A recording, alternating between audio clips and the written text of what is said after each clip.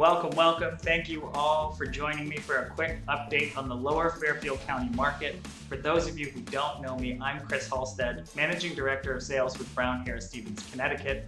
And today, I'm going to give you an update on what happened in the 12 towns we covered throughout the course of March, as well as provide you with a few broad trends we realized throughout the course of the first quarter of 2024.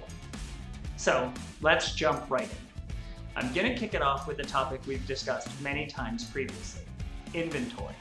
That's right, it's still a problem, and it is the primary contributor to the slow start we've had so far this year.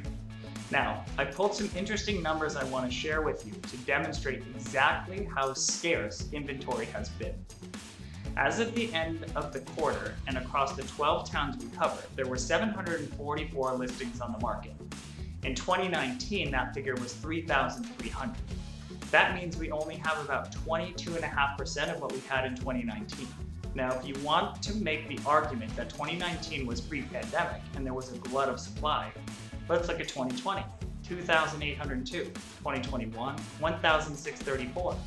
That still puts us down 55% from the height of the pandemic market. Just to dive a little deeper, I'm going to point out what this looks like in some of our towns. As of March 31st, Darien, a town of approximately 22,000 people, had just 37 listings compared to 122 in 21 and 240 in 2019. Greenwich, a town of approximately 65,000 people, had just 151 listings compared to 358 in 2021 and 421 in 2019.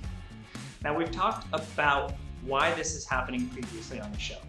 To quickly recap, the median rate of all home mortgages in the United States is somewhere about 3.8%. As we know, prevailing rates throughout Q1 were in the high 60s. The desire or necessity to move has not yet made financial sense to a majority of homeowners locked into lower rates.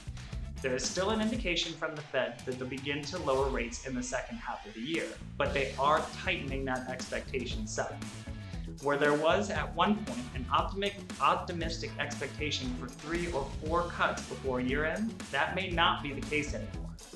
While the economy continues to outperform expectations, inflation is still north of the Fed's 2% target. And until that number begins to decline further, they're reluctant to make any drastic moves. Now, not surprisingly, with fewer listings here in Lower Fairfield County, there were fewer closings. March recorded 809 house and condo closings, down 13% from the same month last year, and the lowest for the quarter since 2012. Fortunately though, those transactions that are happening, even though fewer, continue to remain very strong. The average house closing price rose 14% to $1,600,000, where over half of the closings went above asking, with an average list-to-sale price clocking in at 102.6%. So, for those willing to test the waters and put their house on for sale, the market remains firmly in favor of sellers. All right, to wrap it up, and as promised, I'm gonna field a question from the audience. We've had great participation from you all, and please remember to keep the questions coming. A number of people have asked about, and I would be remiss to mention, the latest big news in the real estate industry. The recent NAR settlement agreement proposed in mid-March in response to the Spitzer-Burnett verdict. I'm not going to get too into the weeds because we could go on for hours discussing it, and we will.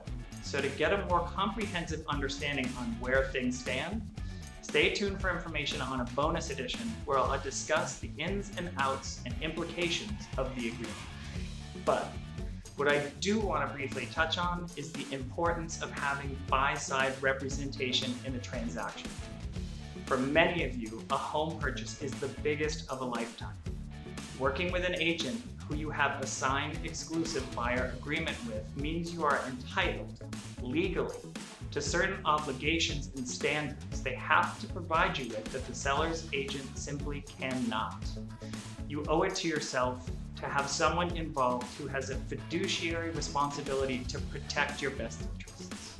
Okay, a little housekeeping to close it out. We built out a website, The Mastery of Connecticut, to coincide with this market update. The address is provided here for you as well as in the comments. On the site, you'll find a number of interesting things, including Brian Cleary's more thorough market reports and a spot for you to submit any questions you may have to me. I hope you check it out. All right, that about does it for me this month. I know it was a long one, so thanks for sticking with me. Remember to click through to the new website, Mastery of Connecticut, and to stay tuned for an announcement on an upcoming discussion around NAR. Otherwise, I'll see you next month. Thanks, everyone.